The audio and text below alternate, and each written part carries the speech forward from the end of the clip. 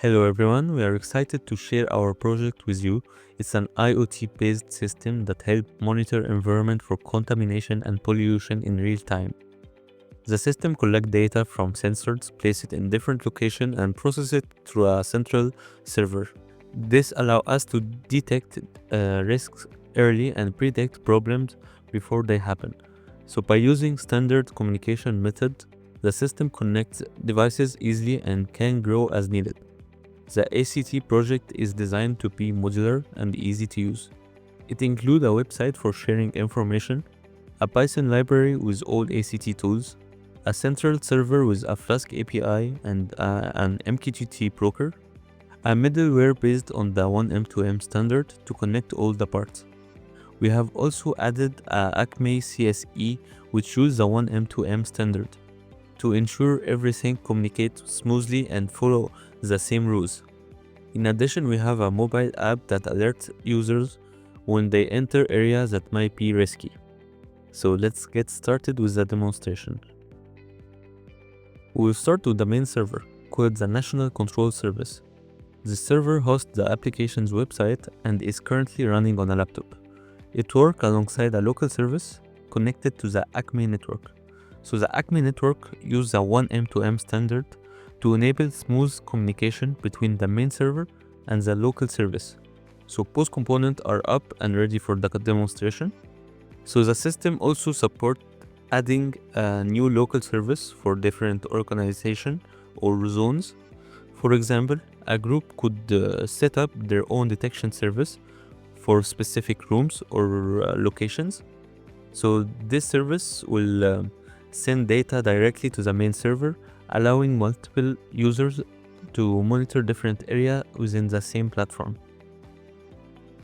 Now let's take a look at the dashboard. The dashboard is a central tool for creating and managing detection services. Here how it works. To create a service, type in a name and click the plus button.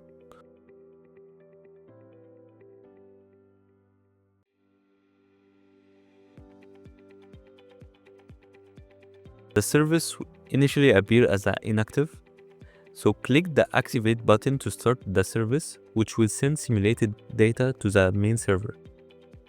Each service provides key details, including registration status. It tells if that service is connected to the network, server URL, advanced mode. It displays detailed insight about the data being generated, and lastly, delete option. It allows you to remove a service if it's no longer needed. Let's demonstrate how the simulation works. Once we activate a service, it begins generating simulated COVID-19 tracing data every 5 seconds. This data is automatically sent to the main server. So if we open the advanced mode, we can view detailed information about the data being transmitted. This includes timestamps, detection values, and other key metrics. Here, if the value is below 50, the risk level is considered low and the detection is not displayed on the map. So only detection with higher risk level appears for visualization. We have also added a feature to simulate data using a Raspberry Pi. This simulation acts as a virtual sensors, allowing us to generate data like temperature reading or any other sensor data we want. So here how it works. When we run the Python code that simulates the sensor on a Raspberry Pi, it starts emitting data. For example, it could send temperature reading every few seconds. So this data is sent to the main server. And on the map, we will be able to view the Raspberry Pi sensor data. Specifically, we will see the last value recorded in the table, which shows the most recent data collected from the sensors. So this simulation demonstrates how easily the system can integrate with the real-world sensors. As the simulation runs, the dashboard updates in real time.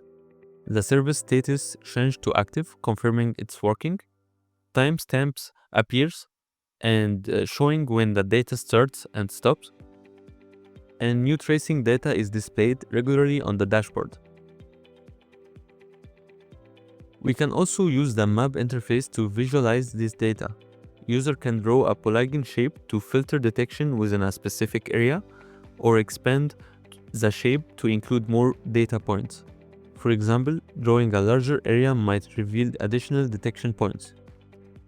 So clicking on this point show key details such as the timestamps, the location of the local service, the risk assessment indicating how long the risk will last, and lastly the last value recorded by the sensor we have added it on the Raspberry Pi.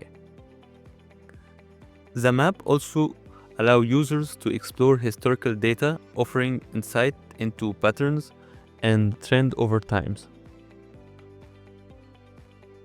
So that is the end of our demonstration. We hope this presentation helped you to understand how our system works and how it can detect and prevent risk effectively. So thank you for your attention.